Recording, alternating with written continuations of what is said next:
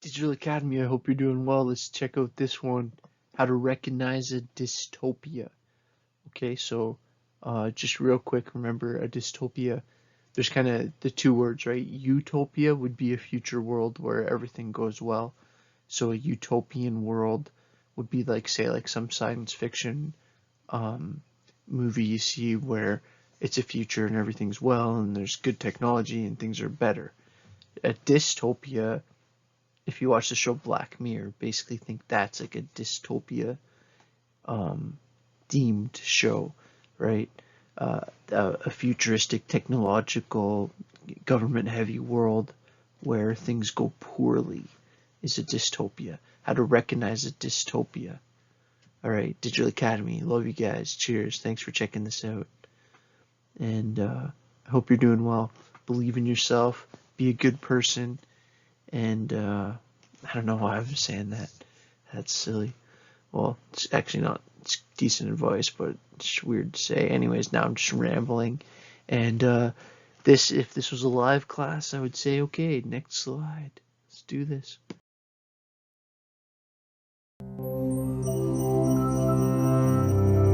Digital Academy. Dystopia. Have you ever tried to picture an ideal world? One without war, poverty, or crime? If so, you're not alone. Plato imagined an enlightened republic ruled by philosopher kings.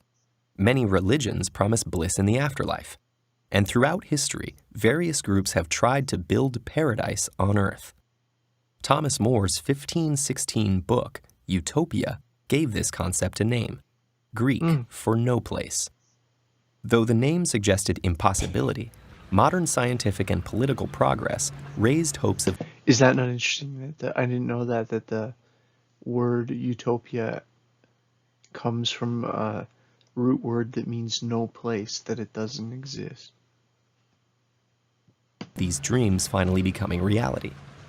But time and time again, they instead turned into nightmares of war, famine, and oppression. And as artists began to question utopian thinking, the genre of dystopia, the not good place, was born. One of the earliest dystopian works is Jonathan Swift's Gulliver's Travels. Throughout his journey, Gulliver encounters fictional societies, some of which at first seem impressive, but turn out to be seriously flawed.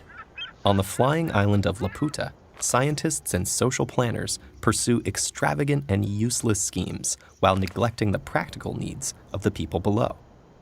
And the Huinum, who live in perfectly logical harmony, have no tolerance for the imperfections of actual human beings. With his novel, Swift established a blueprint for dystopia, imagining a world where certain trends in contemporary society are taken to extremes, exposing their underlying flaws. And the next few centuries would provide plenty of material. Industrial technology that promised to free laborers imprisoned them in slums and factories instead, while tycoons grew richer than kings.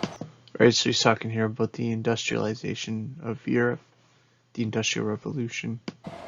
By the late 1800s, many feared where such conditions might lead. H.G. Wells' The Time Machine imagined upper classes and workers evolving into separate species, while Jack London's The Iron Heel portrayed a tyrannical oligarchy ruling over impoverished masses. The new century brought more exciting and terrifying changes. Medical advances made it possible to transcend biological limits, while mass media allowed instant communication between leaders and the public. In Aldous Huxley's Brave New World, citizens are genetically engineered and conditioned to perform their social roles. While propaganda and drugs keep the society happy, it's clear some crucial human element is lost. We haven't done Brave New World yet on here, but it's coming. I just kind of did 1984 yesterday or whatever. But Brave New World. But the best-known dystopias were not imaginary at all. As Europe suffered unprecedented industrial warfare, new political movements took power. Some promised to erase all social distinctions, while others sought to unite people around a mythical heritage. The results were real-world dystopias, where life passed under the watchful eye of the state. and death came with ruthless. Right, so he's talking about Stalin and what happened in basically Russia and the Nazis in Germany. Efficiency to any who didn't belong. Many writers of the time didn't just observe these horrors, but lived through them.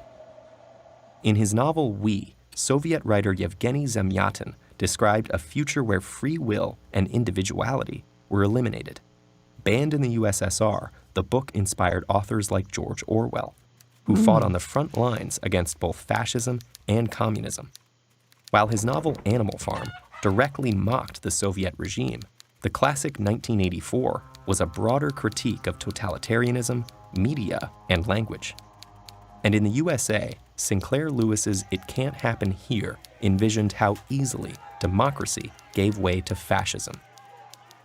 In the decades after World War II, writers wondered what new technologies like atomic energy, artificial intelligence, and space travel meant for humanity's future.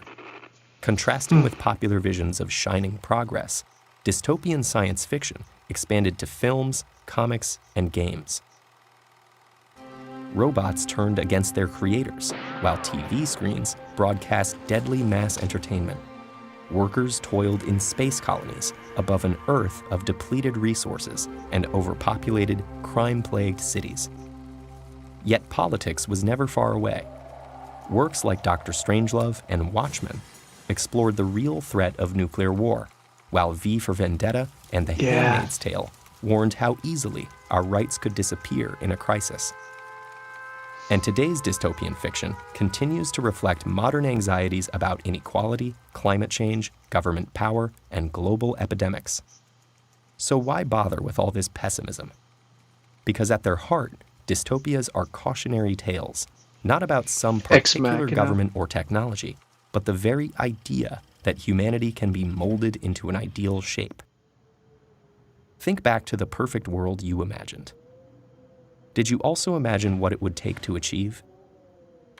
How would you make people cooperate?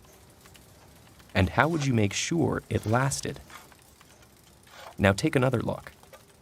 Does that world still seem perfect?